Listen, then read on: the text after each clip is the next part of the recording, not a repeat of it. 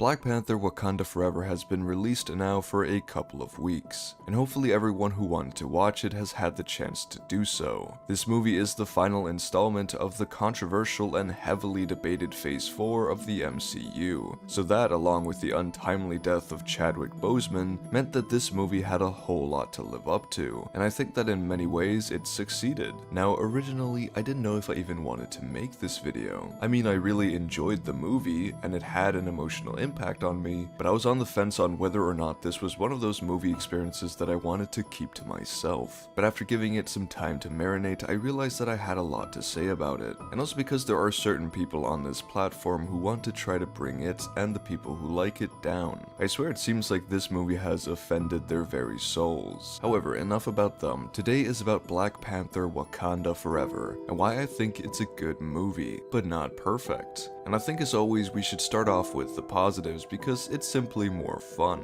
Also, if you disagree with anything I say in this video, then give me your best shot down in the comments. Just know that either way, you're wrong.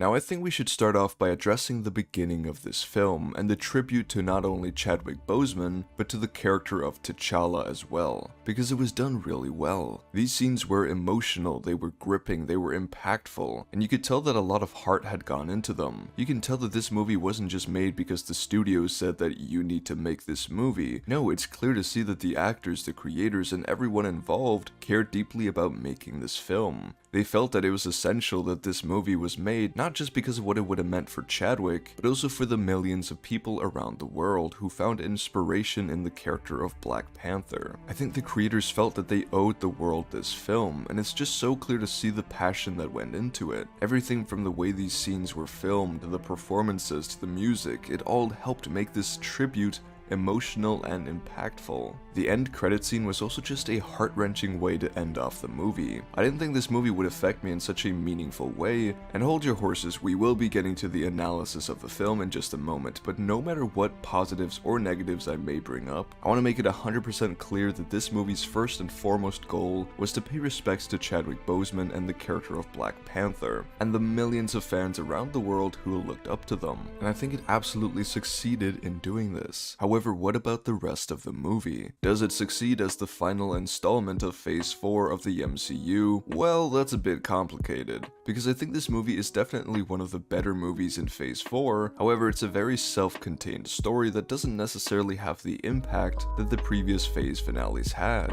those being the Avengers, Civil War, and Endgame. I know Civil War and Endgame technically aren't the final installments of Phase 2 and 3 respectively. I mean, apparently Civil War isn't even in Phase 2, but I don't want to accept that, and anyone who tries to correct me on this will meet the same fate as Namor did, because in my headcanon, Civil War and Endgame still act like the climaxes of their respective phases, and it doesn't really feel like Phase 4 has that same climax. I guess I just like climaxing. However, this isn't necessarily a bad thing, because these new phases don't need to follow the same scripts as the first three. I'm always for reinventing the wheel, but what I am trying to say is that this film is a Black Panther film, and it isn't really trying to be anything other than that, which I think is a good thing. This movie isn't about some greater narrative within the universe that is actively building towards a bigger climax. No, it's a self-contained, emotional story about loss, grief, and acceptance that also builds an interesting conflict between the two very similar nations, Wakanda and Atlantis. I don't think this film is perfect, and we'll get to that, but I think it does a lot of things right. For example, Shuri.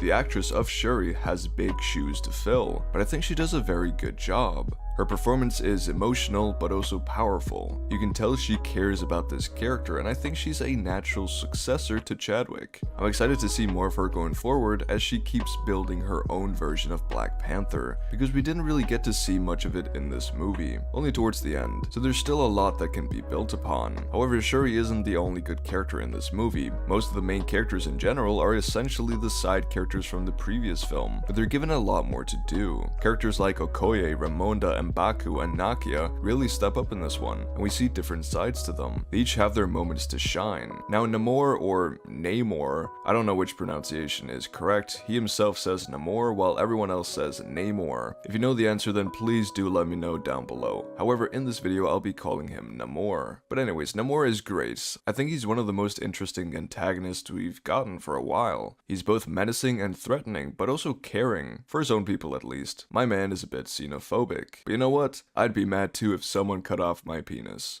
Zoop, zoop. Now, but I think they did a fantastic job with Namor, and I'm definitely not opposed to seeing him again in the MCU. Now, the action was something that stood out to me because it was done very well. I think it was better than the last movie. However, for such a long film, there's a surprisingly little amount of action. But this also makes it feel earned, and to be honest, it doesn't disappoint. Although the action scenes are few and far in between, which might put off some people because there is a lot of talking in this film, I personally think that it pays off because the action set pieces we do get really succeeded. They were brutal, they were well choreographed, and there was actually some tension there, because you didn't know whether some characters would live or die. However, I guess one point of criticism I have is the lack of blood. Listen, I don't need blood in movies, I'm not a vampire, I promise, but I guess this very serious and dangerous conflict that Wakanda is in sometimes doesn't feel very serious and dangerous when we see people get pierced and slashed, but with very little visible blood. Now this is of course a very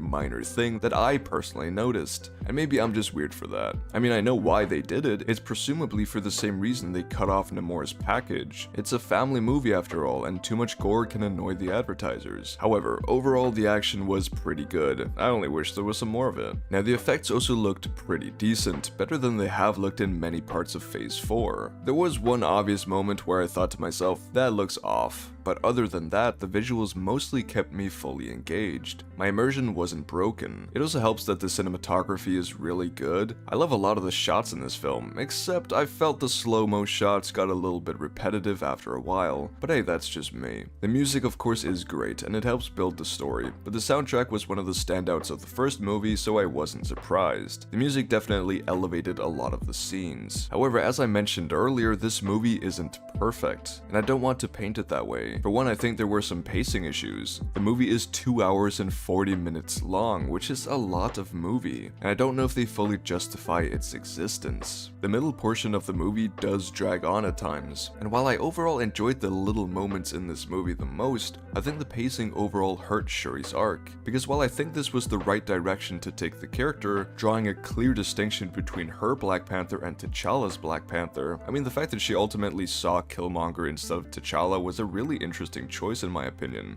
I think they did a good job at making this distinction between Shuri and T'Challa. However, I think her arc gets resolved very quickly. Probably too quickly. We get very little time with her as the Black Panther, and I think the anger and denial towards T'Challa's death that had been growing within her throughout the movie, accompanied by this hunger to get revenge at Namor for killing her mother, simply gets resolved too quickly. I think they could have easily cut some of the runtime, while also repurposing some of the time towards giving the third act more time to develop. It's also to be said that while this movie is an emotional love letter to Chadwick Boseman and what he stood for, it's still an MCU movie, and it has the usual quirks and the building of future projects, so if you're getting tired of the Marvel formula, then you're not getting something truly unique here. However, it's definitely not as bad as it could be. The story is, as I've mentioned earlier, pretty self-contained. Yes, it introduces Riri Williams, setting up her upcoming movie, but I think her involvement in the movie was fine. I'm pretty sold on her character, and I think her solo movie has some potential. So overall, Black Panther Wakanda Forever was an emotional roller coaster. It's a movie that does a good job capping off the fourth phase of the MCU. Phase 4 has had many ups and downs, and the complexity of this phase deserves its own video entirely. But I always think that no matter what the quality of previous content is, it's always good to end on a high note, and I do think this movie managed to do that. I think this movie is a decent MCU film that focuses most on its characters and exploring all of their reactions to T'Challa's death. There's a lot of characters just talking to one another, and with a runtime of almost 3 hours, this could have severely hurt the movie if the characters weren't interesting, nuanced, and charismatic. But luckily they are, and the characters were definitely my favorite part of the movie. However, the story itself is also pretty interesting, and mixing that with some engaging yet far in between action scenes and music that I thought was pretty well incorporated, it made for a pretty entertaining watch. It of course has its flaws, and even if you don't agree with these aspects that I just mentioned, then I think we can all still agree that the tribute to the character of Black Panther and to Chadwick Boseman himself was really well done. But what do you think? Am I way off, or is there some merit to what I'm saying? Let me know down below. Also, let me know what topics you want me to cover next. And as always, thank you to my Patreons and our turf captain, Ben Joseph. But without further ado, I hope you all have a wonderful day,